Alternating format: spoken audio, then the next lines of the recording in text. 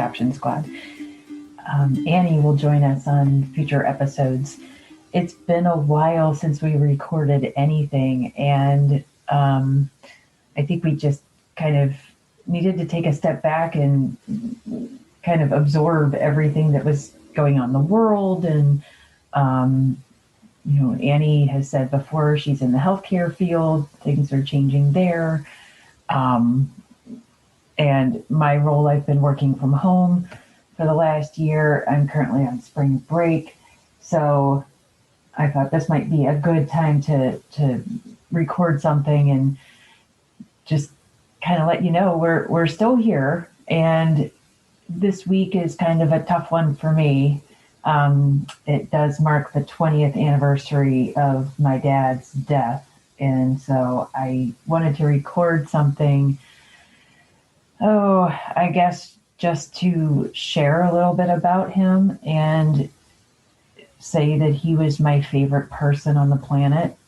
And I was lucky enough to be adopted by somebody so incredibly awesome and who is basically my life hero. So we don't all get that. And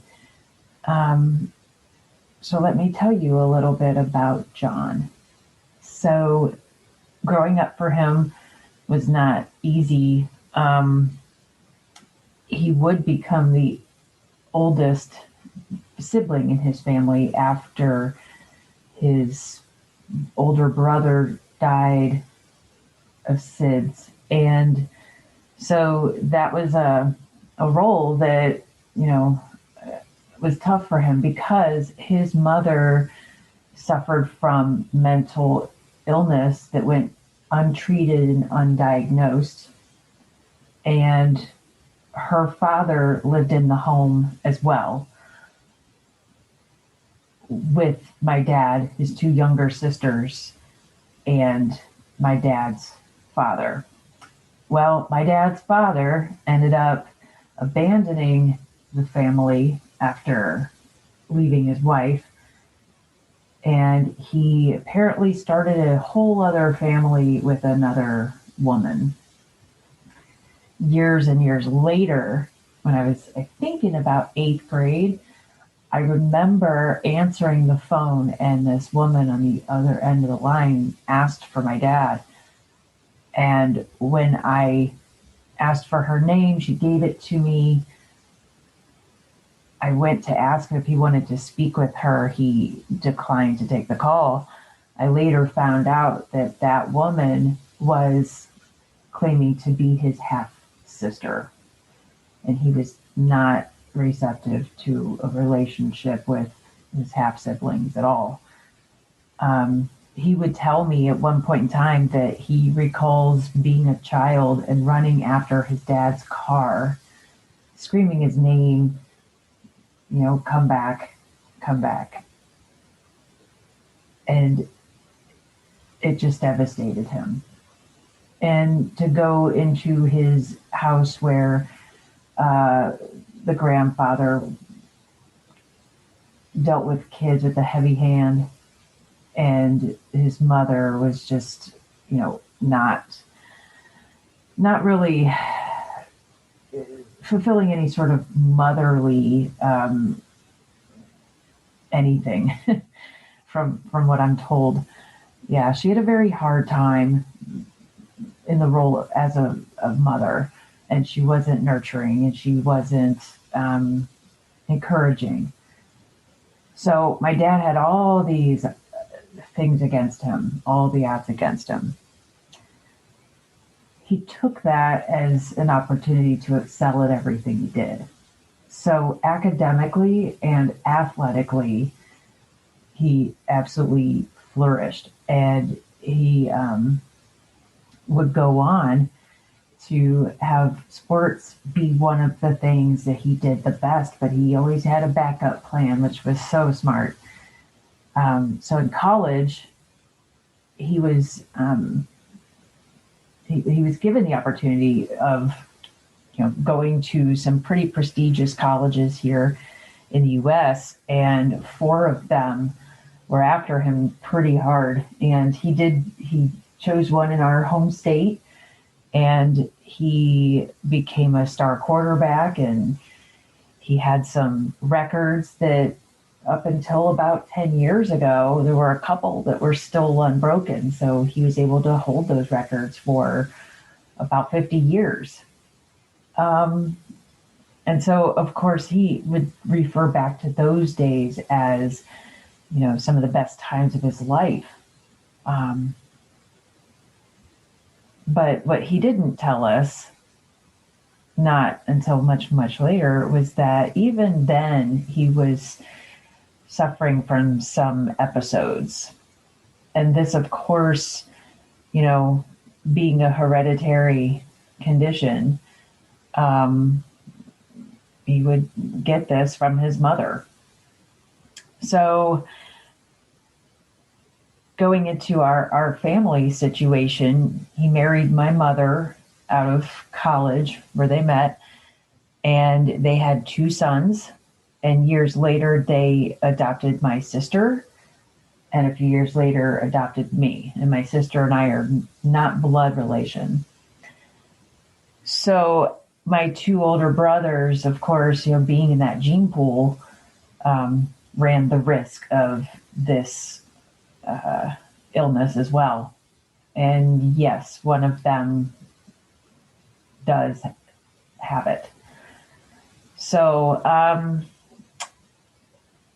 my childhood, though, my mom and my dad were very close at that point in time. There were things like neighborhood parties. They were close to other families. We would go on vacations with other families. And it was a very social upbringing. We belonged to a country club where we took swimming lessons, and my sister took tennis lessons. The boys golfed, and we hung out there and went to dinners and all that stuff. Sunday brunches. I didn't really care too much about it. I wouldn't say I had country club friends or anything. I was a child, so I didn't really thrive in that environment. But as far as other things, we went on family vacations all the time. Dad would come home from work, put his briefcase down, kiss my mom, and she would have dinner ready. We'd go and we'd eat at the table and talk about our days. And, my parents would come to our events and everything together most of the time. Sometimes my dad would travel for work, but his position in the company required that. He was the vice president of this company in my hometown, so pretty prestigious. Holidays were great. We would either host or go to one of my aunts' houses, one of my 3 aunts, and just a really good childhood. And I had lots of other kids in the neighborhood to play with who were, slightly older than me, some of them. A lot of adoptees also. And then when I was about 10 years old, everything changed, the whole dynamic of the family. Dad stopped working. Well, I was, of course, shielded from a lot of the family news growing up, and I would only find things out much later. But at that point in time, he was officially diagnosed as a manic depressant. And back in the 1980s, we're talking about 1983, treatments were all over the place. So his treatments were a series of experimental things, such as electric shock treatments or any, multitude of drugs to try to snap him out of it. He would later write a little book. I shouldn't call it little because I do still have it here. at least the rough draft of it, of his experience in one of the hospitals that he had stayed in for a period of time. I need to get that back out and revisit it and see what it was all about, because I really haven't gotten into it much and think it needs exploring. But he was definitely what do I want to say? And I apologize for not writing all of this down, but I'm just kind of going from memory today. His mind would go in these strange places. His humor became a little kind of, I don't know, shocking sometimes, or it wasn't necessarily what everybody else would think was funny, but he had a way of, just kind of going into these situations and trying to make humor out of something. And even if other people weren't laughing, he was having the best time ever. And I think I've adopted some of that in my own life, where in an uncomfortable situation, or even when there's just a slight pause, I might try to throw out some sort of a joke. And maybe nobody else thinks it's funny, but it just keeps life light. So we had a knack for doing things like that. Definitely a practical joker. But there were days when, we'd have to remind him to shower. And he was a big guy. After athletes stop exercising, they can become big men. And he was a big man, over 300 pounds. And I think at his heaviest, probably more like, probably 330 maybe, might have been the heaviest. About 6'2", thinking. But yeah, he was a big guy, carried most of it through the middle. And all the members in his family really had weight troubles their entire lives. So the men and the women. Well, this adjustment, as far as my dad not working, was not taken lightly by my mother. She didn't like the fact that things had to be scaled back. And one of those things was the country club membership. She really just, I guess, is about appearances. And I say is because she's still living. However, we don't really have a relationship due to basically this point in time in the story and moving forward and what came out of that time. She became, or maybe she always was this way, very critical of my dad, and looked at him as kind of like a failure, that this was not the man she married. This was not the life she signed up for. And, I was 10 years old and I thought this man could do nothing wrong. I had him on a pedestal. He was my hero. And to hear her criticizing him never sat well with me. And, she would not only criticize him, but everybody else around her. And so over the years, I've had time to kind of piece things together. And yes, I have a lot of anger toward this woman and how I feel she tore him down a lot. And that would definitely follow into my adult life. And it is one of the sole reasons that she and I just do not see eye to eye. Well, there are many reasons, but that is the number one reason that our relationship started to crumble. And I just kind of, I guess I got to know what she was really like. And not the person that she portrays to other people. So, anyway, back to my dad, because I could do an entirely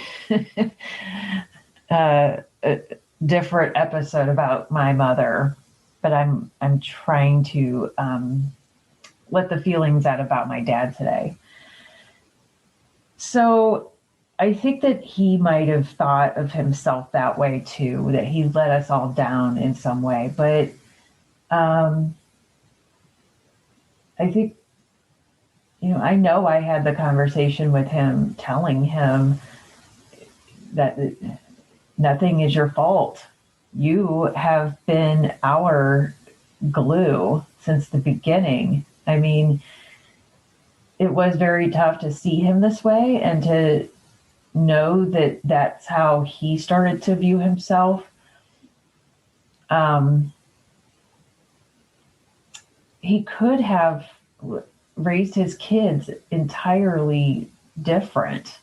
I mean, if he were going off of the example from his own childhood and how he was raised, I mean, sometimes abused children can turn into abusers. He was nowhere near that. He supported us every step of the way. Even if I had a pretty lame idea, he was behind me 100%. And at one point in time, I remember telling him, I'm just a waitress. And he said, well, then be the best damn waitress there ever was. You're not just anything. And he drove that point home to me. And I loved that. Even though at one point in time, he ran a company and, we had money growing up. He didn't let things like that go to his head. Now he was at the point where his wife was giving him an allowance every week so that he wouldn't blow all the money. I think he was very resentful of that.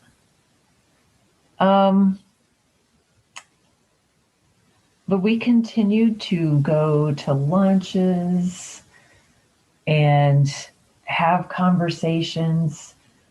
He was very close to members of his church. And even though sometimes he would swear like a sailor and then go to church on Sunday to be forgiven, I don't know where I was going with that. It was just a little thought. But he was well respected in our church. And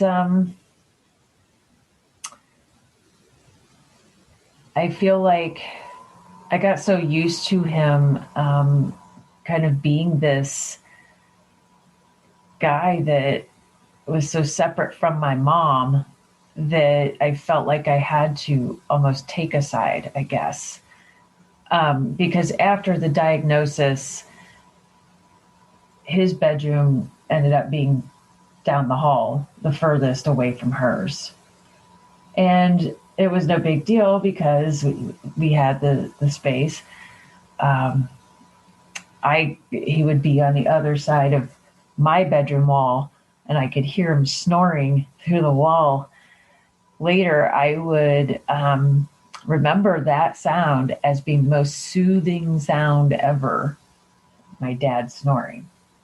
Because you knew if Dad was taking a nap somewhere in the house, I mean, you could hear it. Later, I would have English bulldogs, and they snore like crazy. And one of them in particular snored, and it sounded like my dad. And it was so soothing to me that every time I was on the couch next to this dog who was napping, I would fall asleep too. It just gave me this sense of peace somehow. So it was just a very comfortable relationship. And he was my dad, but he was so much more. Just kind of like my example of somebody who beat the odds and who came out on the other side, but who had this unfair illness, and his family who was kind of ungrateful. I'm hoping so much that he knew how much we admired him, or at least that I did. I really hope that he knew he was appreciated and that he was loved, and that I would never be the same once he was gone.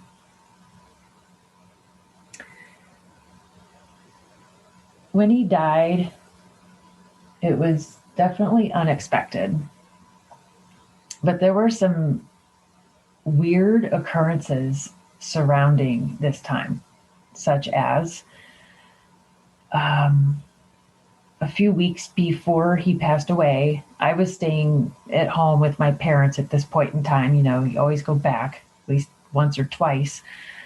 And I was staying in the basement. We had moved out of my childhood home, sorry, and moved into a condo where my mother still lives. And there was a finished room, or a room that they were finishing at the time, to turn into a half finished basement. So he came downstairs and asked me if I could do something on the computer for him, because he didn't know much about computers. And we basically had to make it so that the football tickets each year would still be given to the family. So I helped him do that, sent in that request. That was probably maybe 2 or 3 weeks, I'm thinking, before he passed away. And there were other things, like I remember walking past his bedroom and his door was open. He was sitting there on the bed and he had this tote, a file tote on the bed with him, and just kind of filing papers. And we said hello, and that was that. Later on, I would have that memory and go looking for something that was pretty important. Hopefully, I'll remember to touch upon that later here in the story. But so to me, now when I think back on it, maybe he knew something wasn't right. Maybe he wasn't feeling well, and maybe he knew maybe life was not. He wasn't going to live much longer. Every so often, he would bring up, when the time comes. And of course, I would always change a subject or want to change a subject. Like, Dad, let's not talk about this, right? Now I kind of wish I'd listened a little bit more, but I just never wanted to face life without him. So of course, when it happened, I was completely unprepared for it. Like I said, I lived at home. It was a Monday morning, April 8th, 2001. No. Was it 2001? It was 2002. Oh my gosh, I can't even remember now.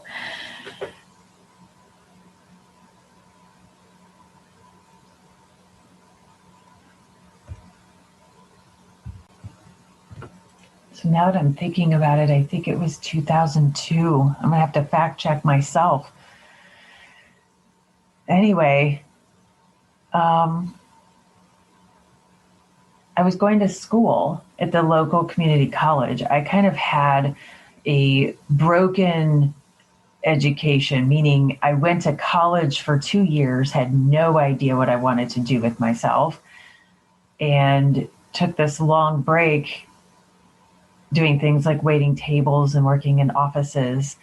And then that year, I had decided I wanted to go back to school and finish.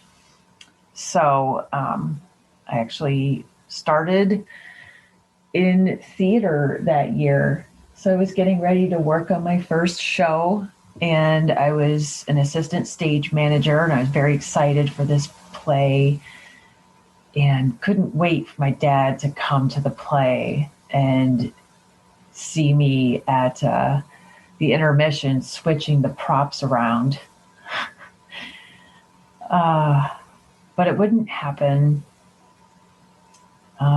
So that morning I got up and I showered and I got ready, and I was in my bedroom in the basement, and I heard the phone ring upstairs, and the answering machine came on to receive the message. Remember those answering machines?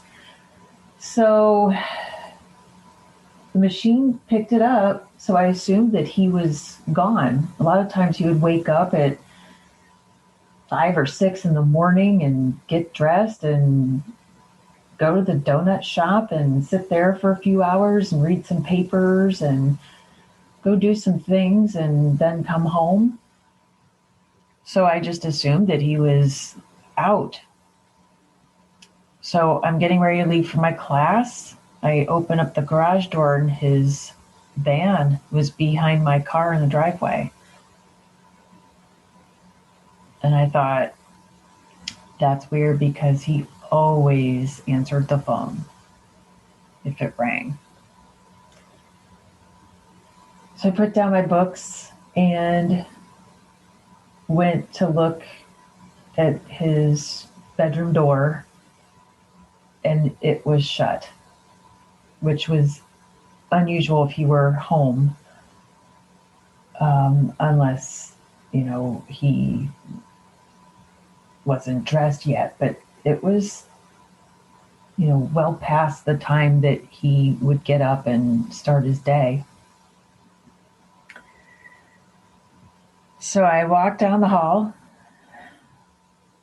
and I knocked on his door and I said, "Dad?" And I didn't hear anything on the other side of the door. And he wasn't hard of hearing or anything. So I just kind of knew something was wrong. So I knocked again, and still nothing. And I knew I had to open the door. And I just had this feeling of dread, because I had a feeling that what I was going to see on the other side was not going to be good. And I was right. I slowly opened the door, and I could see through the door. When it opened, he was face down, surrounded by a pool of blood around his face that had soaked into the carpet. I couldn't see the rest of his body because it was blocked by a dresser that was prohibiting my view. So all I could see was basically his shoulders to the top of his head. And it was very clear that he was not alive. I couldn't go to him. I just ran back through the house to the phone. And just like you see in the movies, my hands were shaking, trembling. And I picked up the phone and I called the number. It took everything I had to get the address out. And then I just ran out of the house as soon as they said they were on their way. And I collapsed on the driveway.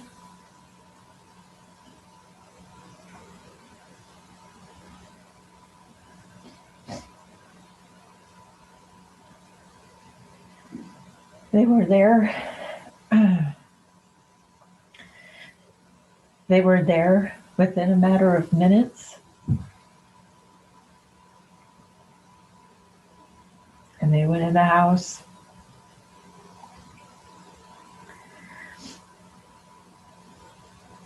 I had to go call my mom. She was teaching at a local middle school.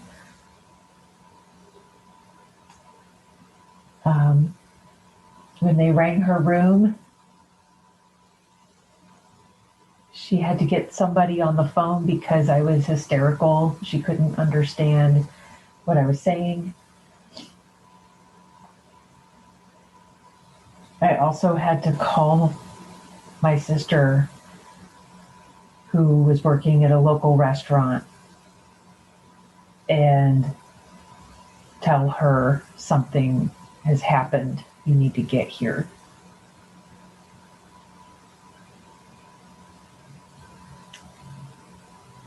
And it was confirmed. He was gone.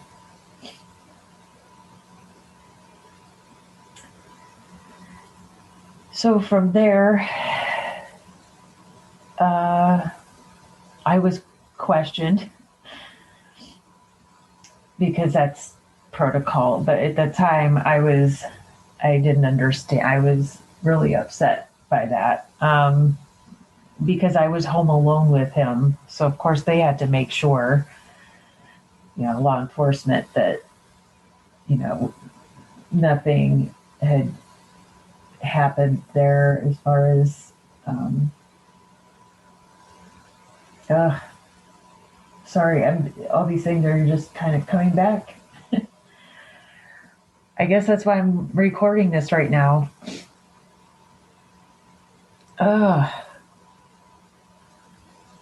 Okay.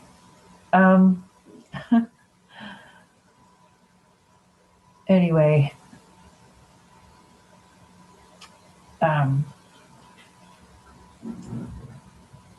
there were 9 different medications in his medicine cabinet.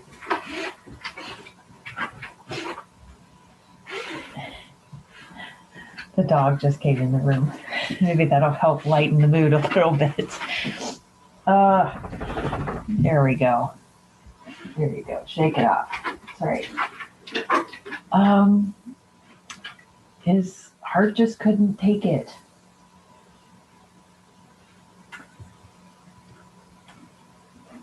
So that is the moment when it all changed.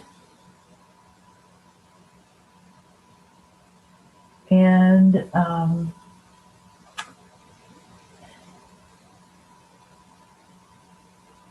the way that I dealt with it, lots of drinking, lots of partying, just kind of trying to numb myself as much as possible. The funeral planning, though, of course, we were all at the funeral home planning for the viewing, which apparently my dad had said he did not want.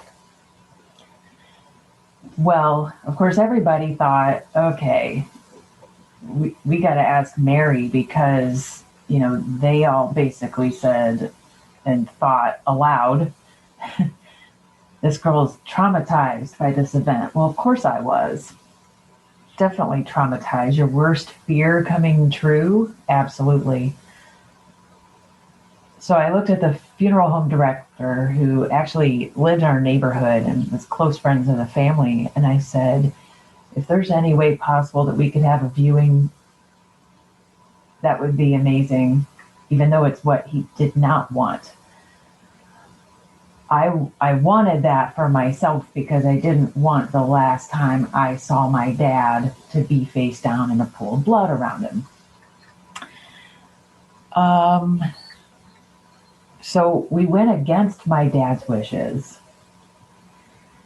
If I had to do it all over again, I would maybe have said, let's honor what he wanted. But I was, of course, feeling cheated at this point. I'm 27 years old. I still need my dad. I'm 47 now. I need my dad now. I've needed him for the last, I guess now 19 years. Man, basic math. However, we did do the viewing, and it did, I guess, allow a little bit of closure to happen. A lot of people came.